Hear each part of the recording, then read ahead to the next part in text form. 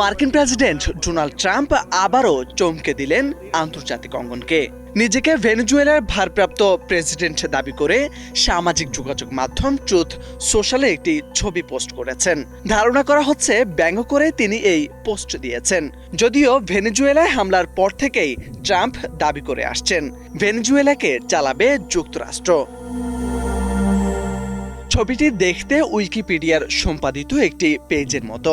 রাজনৈতিক বিশ্লেষকদের মতে ট্রাম্পের এই পোস্ট ব্যঙ্গাত্মক হলেও এর ভেতরেই লুকিয়ে আছে শক্তিশালী রাজনৈতিক বার্তা, বিশেষ করে ভেনেজুয়েলায় যুক্তরাষ্ট্রের সামরিক হস্তক্ষেপের পরবর্তী পরিস্থিতিকে কেন্দ্র করে। ট্রাম্পের এই পোস্ট সামনে আসার আগে ৬ জানুয়ারি কারাকাসে নতুন এক নাটকীয় অধ্যায় শুরু হয়। ভেনেজুয়েলার সংসদ অধিবেশনে অন্তর্বর্তী প্রেসিডেন্ট হিসেবে শপথ নেন দেলসি রদ্রিগেজ, যিনি ক্ষমতাচ্যুত নিকোলাস মাদুরোর ঘনিষ্ঠ সহযোগী হিসেবে পরিচিত। রদ্রিগেজ দায়িত্ব নেওয়ার পরপরই ট্রাম্প হুঁশিয়ারি দেন যুক্তরাষ্ট্র ভেনেজুয়েলার নতুন সরকারকে কঠোর নজরে রাখবে। আর ঠিক এই প্রেক্ষাপটে নিজের ভারপ্রাপ্ত প্রেসিডেন্ট পরিচয় সংবলিত ছবিটি প্রকাশ করলেন তিনি। বিশ্লেষকদের মতে ট্রাম্প এই পোস্টের মাধ্যমে কয়েকটি লক্ষ্য একসঙ্গে হাসিল করতে চান।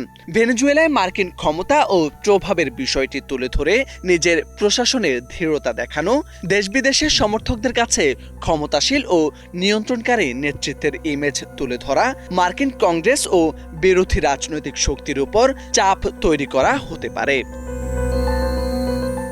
ভেনেজুয়েলার অভ্যন্তরীণ রাজনীতিতে এই পোস্ট নতুন বিতর্কের জন্ম দিয়েছে। দেশটিতে রাজনৈতিক সংকট আরও জটিল রূপ নিচ্ছে।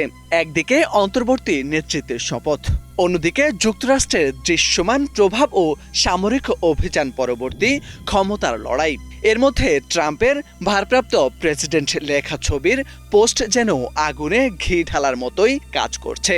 এই পোস্ট কূটনৈতিক আলোচনায় নতুন উত্তেজনা তৈরি করে নাকি ভেনেজুয়েলার রাজনৈতিক অস্থিতিশীলতা আরও গভীর করে, সেটি নিয়ে চলছে নানামুখী আলোচনা সমালোচনা। মোরশেদ আলম, বাংলা ভিশন।